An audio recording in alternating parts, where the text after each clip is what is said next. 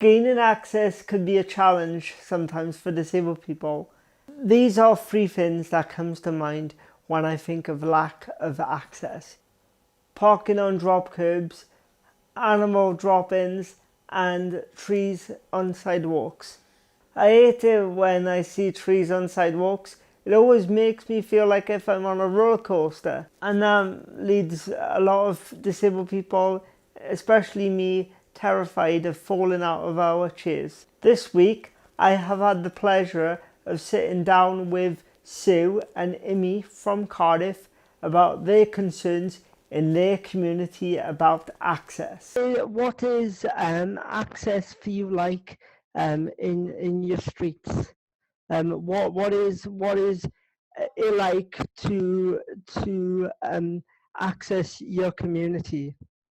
It's quite difficult crossing up curbs that I can't cross. Why can't you cross the junction? Because it's not safe. The junction hasn't got any green man. So I think also there are quite a lot of areas around where we live, which is an older area of Cardiff, where there are no drop curbs on the corners. So whichever way we kind of go, if we go from here and we try and go down to the local big park, we really struggle because you can't really go on it. There's no single route that you can travel on where you can get along without the drop curbs. We've also had some difficulties, like in one of the local shopping areas. It has a disabled parking space by it, it did for a long time. It's been sorted now, but for ages the disabled parking space didn't have a drop curb next to it. So Immy would come out of the back of the vehicle and then just not be able to get up onto the pavement. You'd have to drive her all along by the edge of the traffic. And there are just lots of examples like that where, just a very simple introduction of a drop curb here and there would have made all the difference to her, really. And as well as that, is also quite a few of the shops in our local streets have a step up into them. So if we can even get to the shops, Imogen quite often can't get into the shops themselves. And I'm sure that will be very familiar to you. Yes, one-way drop curbs is always an issue for disabled people. It's so annoying to find out that you've driven 10 minutes on this pavement to know that you can't get off the other end because there is no flat curb and that you'll have to go straight back to get onto the other side.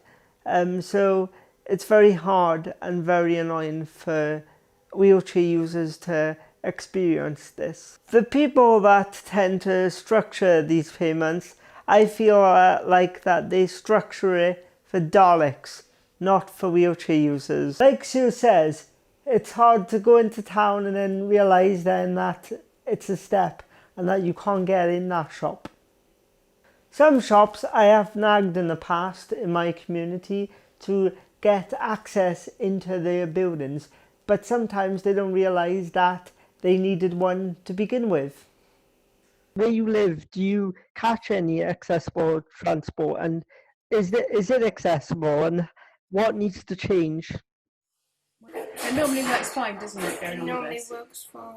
Yeah, so we're lucky. We've got a bus stop around the corner with a high curb, Okay. and you can get into the bus, and they're quite frequent from round by our house. So that we're lucky with that.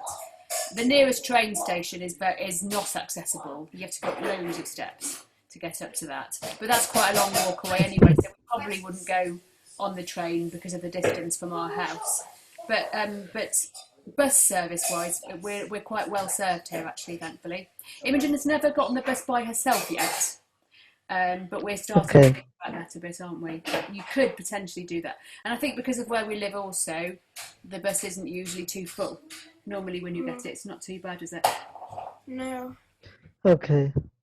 And obviously when you get on that bus, do you feel comfortable? When I was meeting up with a friend, the person stopped and put the ramp down, and I said, I don't need it. I'm waiting here. But I thought that was very amusing, really. So somebody tried to get you on the bus when you weren't even waiting. Ah. You were waiting for a friend at the bus stop, and the bus driver got out and put the ramp out for you, but you didn't need it. She wasn't going on the bus. But yes, no, we don't struggle too much with the bus, thankfully. I think maybe if we live nearer to the centre of town where there are more people on the bus.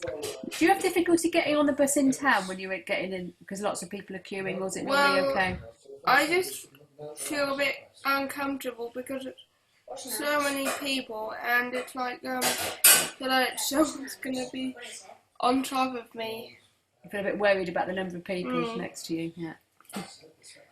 I feel that Immy was lucky that day.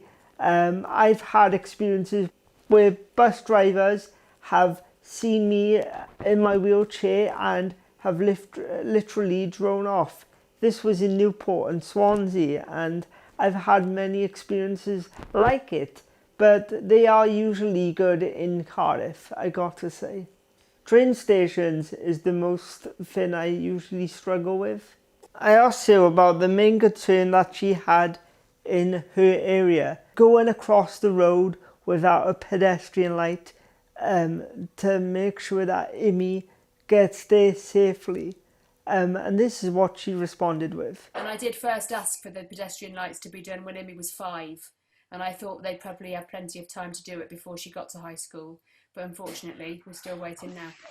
But the way they prioritise these bigger projects, putting new, it's very expensive apparently to put pedestrian crossing lights on a crossing, and so it's because it's too big a project to just go in the usual, every once a year sort of stuff. It needs its own special funding, and they've got a long list of these, and apparently there are lots of unsafe places around the city where they want to do work. And if something else, a priority comes in above it, you kind of go up and down the list for a few years.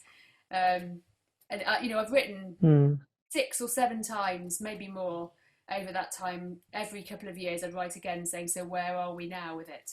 And it was always the same response, it's still on the list, we haven't found the funding yet, we're still looking. And then it nearly got done this year, but the funding fell through again.